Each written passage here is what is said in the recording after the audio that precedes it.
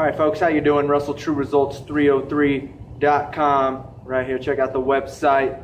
Subscribe to the channel, like the videos, share the videos, check the description box for other ways to get a hold of me and connect with me. Coming at you today with a video on squatting technique.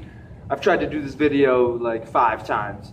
Everybody keeps coming into the training room here, so we'll see how it goes. I'm going to try and do it fast as possible, but still give enough direction and guidance that you will know what's going on. So first we're going to start with the hips and what should happen in the hip region, the upper leg region, when we are performing a proper squat. A lot of people, if you see them, we're right here.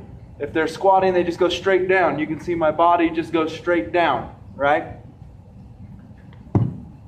That's the way we should not be squatting. We want to do more of a hip hinging movement, like a door. How a door hinges, that's how we want our hips to hinge. All right, so that first movement is going to be like we're sitting back, pushing the butt back, kind of like basketball, like you're boxing someone out. And the reason why we do that, I don't know if you've ever heard the term when they say, never let that knee go in front of the toe. Sometimes they're going to say, you'll hear that a lot when people are doing group instruction and things like that, just because that's just the simplest direction that you can give them. Don't let the knee go in front of the toe. But that's almost impossible. The knee is always going to travel over the toe, even if it's just a little bit. So I'm going to move the camera down to the floor since I have no cameraman, no camera woman. So you can see the first squat is going to be the squat where I go straight down.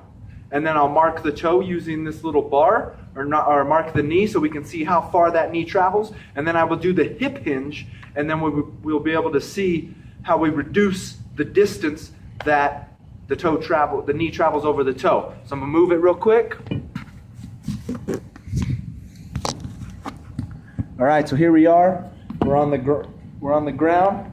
So now you can see here, I'm showing you a low view. This is going to be me just squatting straight down. So if I come straight down, we can see right there that distance that the knee travels over the toe. It's about 6-7 inches. Now if I do that hip hinge first, butt back, sitting down, now we can see it's only about 2 inches. So we can see that difference. So here's coming straight down, no hip hinge. Come in, hip hinge, butt back, there. Like I said, I apologize. I have no one to actually film for me. But I hope that was a good demonstration for you. So we don't want to go straight down. We want to make sure we're pushing that butt back like you're sitting in a chair. All right? Next is going to be the upper body alignment. How should our upper body be? Of course, we want that core engaged at all times. For me, what I like to do, if I got the bar on my back, I like to pull the bar into me a little bit. So by pulling the bar to me a little bit, it really engages all the lats and the back muscles when you are performing a squat, especially if we get a little bit heavier. Now we have a lot more muscles engaged because, of course, we want to every exercise should be a full body exercise, so we want as many muscles engaged as possible. So for me, I like to pull that bar into me a little bit. Now, upper body alignment, right here, you can see it's touching the back of the head, right between the shoulder blades and at my butt. Right here, I can fit my whole hand at the low back because we always want a little bit of an arch because the lower back naturally has an arch to it. So now, we've got that hip hinge. So here's that first movement, hip hinge. And then as we squat down, we just want to make sure that the bar is in contact through that entire movement. That is perfect spine alignment. That's the way the body should be. So some of the common mistakes, we come down, we're looking forward.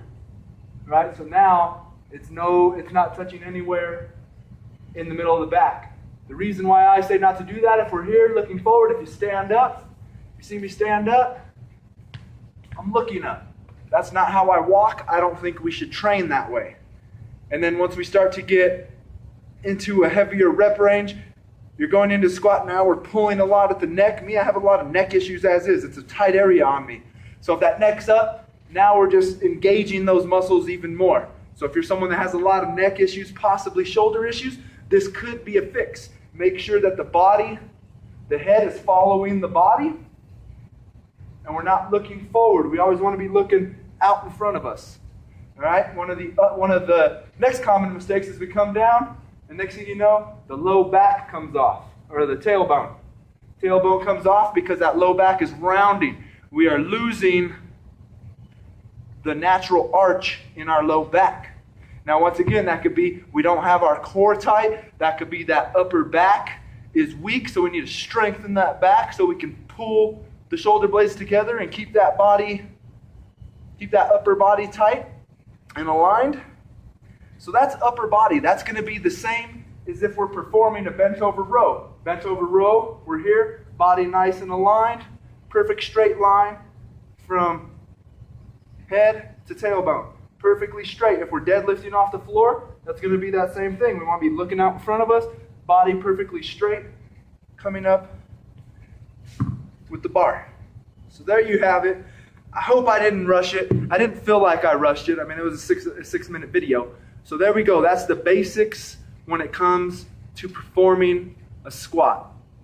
We want to make sure chest is big, back engaged. For me, when that bar is on the back, I like to pull on it a little bit, tug on it a little bit, because that's going to engage more muscles. It's gonna definitely decrease the chance of injury in the back and the spine because we've got almost every muscle in the upper torso engaged. Core engaged, torso engaged, hip hinge. We're hinging at the hips like a door. We're not just going straight down. All right, so there you go. There's some of the basic fundamentals for squat. This is for the back squat. There are many other squat variations, but this is for the back squat. Form for it, deadlifts, bent over rows, things like that. Thank you for watching. Stay tuned for another video. Share this content with those that you know that are having difficulties with their squats, deadlifts, rows, things like that. You know, if we don't get the basics down, it's going to lead to injury, and then we're not going to be in the gym achieving our goals. So thank you for watching. Stay tuned for another video.